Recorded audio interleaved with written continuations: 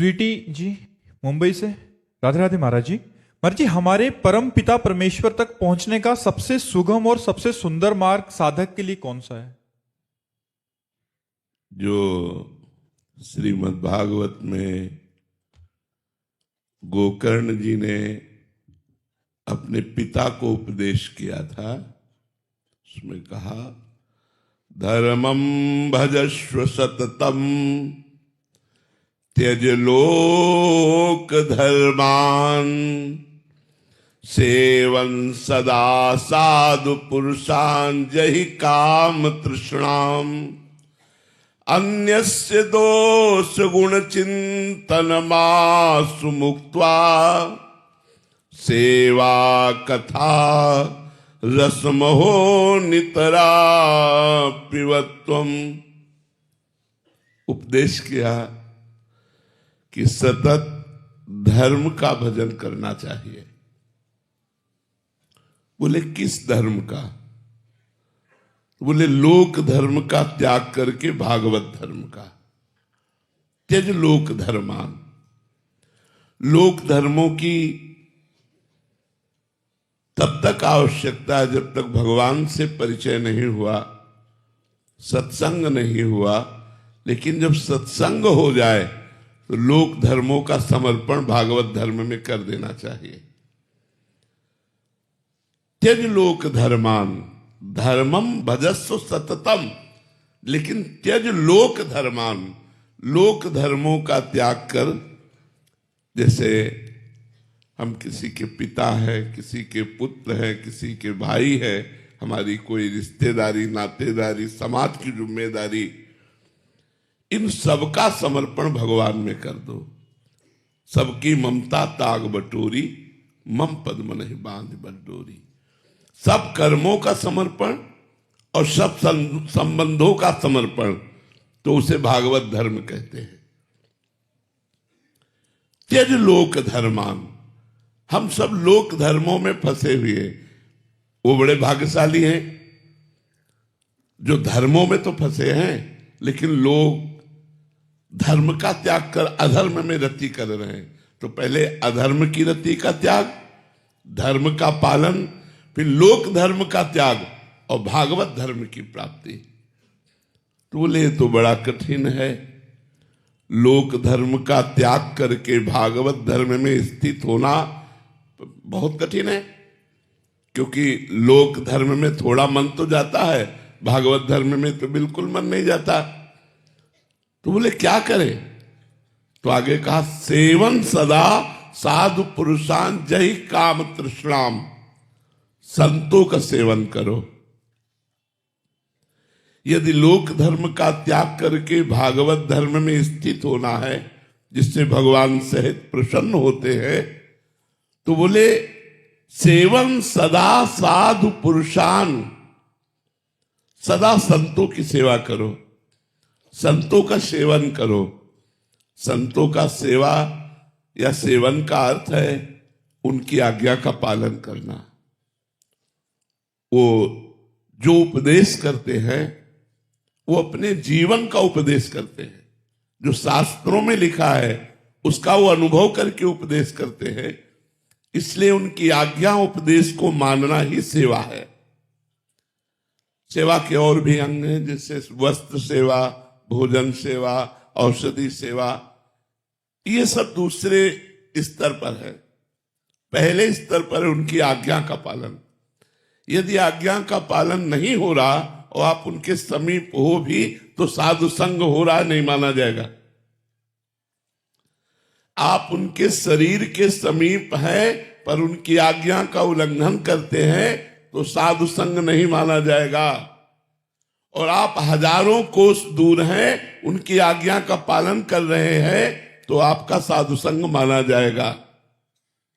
तो साधु संग का मतलब है संत महापुरुषों की आज्ञा का पालन। तो संतों की आज्ञा का पालन साधारण नहीं है।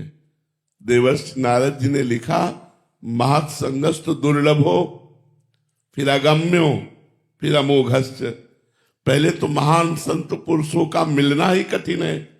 अगर मिल जाए तो निर्वाह करना कठिन है। क्यों? निर्वाह करने में क्या परेशानी है? तो बोले काम और तृष्णा, जही काम तृष्णाम। यदि काम और तृष्णा का त्याग करके, कामना और तृष्णा का, तृष्णा कहते हैं भोगे हुए भोग को पुनः भोगने की इच्छा, कामना कहते हैं पढ़े हुए, सुने हुए, देखे हुए भोगों को भोगने की इच्छा। पढ़े हुए, सुने हुए, देखे हुए भोगों को भोगने की इच्छा का नाम कामना, और भोगे हुए भोग को पुनः भोगने की इच्छा का नाम तृष्णा। तो बोले जही काम तृष्णाम। यदि हम कामना और तृष्णा का त्याग करके, इसीलिए लिखा अगम्यो, संत तो मिल जाते हैं लेकिन लाभ कोई बिरला ही ले पाता है। क्यों? क्योंकि वो अपनी कामना और भोग तृष्णा के कारण संत की आज्ञा का उल्लंघन कर देता है, उनके बताए हुए मार्ग को छोड़ देता है, तो पतित हो जाता है। अगर वो आज्ञा का पालन कर ले जाए तो बोले अमोघश्च, निश्चित भगवत प्राप्ति हो जाए। तो जही काम तृष्णाम, कामना तृष्णा का त्याग करे और परहेज रखे इस बात का, अन्यस्य दोष गुण चिंतन मास मुक्त्वा। ना किसी के हमें दोष देखने हैं और ना किसी के गुण, क्योंकि दोनों माया में है। तात सुनो माया, गुण और दोष अनेक, गुण या उभय न देखी, देखी सो अविवेक। ये जो मायाकृत गुण दोष है, ये दोनों नहीं देखना है, क्योंकि गुण देखने से हमें अभिमान की पुष्टता होगी, दोष देखने से निंदा करने की बात आएगी। तो हमें न गुण देखना है न दोष, सब में भगवान को देखना है। बोले अन्यस्य दोष गुण चिंतन मासु मुक्त्वा।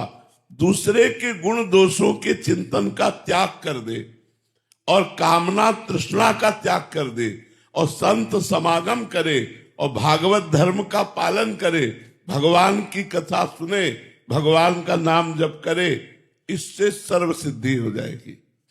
चाहे निराकार का साक्षात करना चाहो, चाहे साकार का साक्षात्कार करना चाहो, जो चाहो वो प्राप्त हो जाएगा। इतना जीवन में होना चाहिए।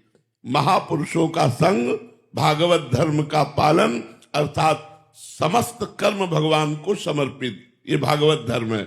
और भगवान की सेवा कथा और नाम जप, शरीर से सेवा, भगवत स्वरूप सबको मान करके, किसी के दोष गुण का चिंतन नहीं, निरंतर भगवान का चिंतन, निश्चित भगवत प्राप्ति। अब भजन हो रहा है और पर निंदा कर रहे हो तो भगवत प्राप्ति नहीं होगी। भजन हो रहा है और व्यभिचार कर रहे हो, भगवत प्राप्ति नहीं होगी। इसलिए अन्यस्य दोष गुण चिंतन मास मुक्त्वा, और जही काम तृष्णाम, कामना और तृष्णा का त्याग और दूसरे के गुण दोषों का त्याग कर दोगे तो जो भजन करोगे वो भगवत प्राप्ति के योग्य आपको बनाता जाएगा। इसलिए सबसे सरल साधन संतों का संग। संतों के संग में जो हमें उपदेश सुनने को मिले उनको आचरणों में उतारे और नाम जप करे तो निश्चित भगवत प्राप्ति हो जाएगी। जीत प्रजापति जी पुणे से। श्री हरिवंश। श्री हरिवंश महाराज जी। महाराज जी, जब अहंकार का लय हो जाए और कर्तापन शेष ना रहे तब निर्णय कौन करता है, या फिर सब कुछ श्री जी की कृपा से स्वतः ही घटित होता है? स्वतः ही होता है। बुद्धि निर्णय करना बंद थोड़ी बंद कर देती। निर्णय करना अहंकार का कार्य थोड़ी है। निर्णय करना बुद्धि का कार्य है, संकल्प विकल्प करना मन का कार्य है, चिंतन करना चित्त का कार्य है और क्रिया को स्वीकार करना अहंकार का कार्य है। तो क्रिया जब अस्वीकृत हो जाती है तो जीवन मुक्तता की तरफ जाता है, क्रिया जब स्वीकृत हो जाती है तो बंधन की तरफ जाता है। तो बंधन मात्र नष्ट होता है, कार्य तो वैसे ही होता रहता है। जैसे इनके हृदय में कार्य हो रहा है तो आपको क्या, तो ऐसे इस हृदय में कार्य हो रहा है आपको क्या। आप आत्मस्वरूप है, आप देह थोड़ी है। तो देह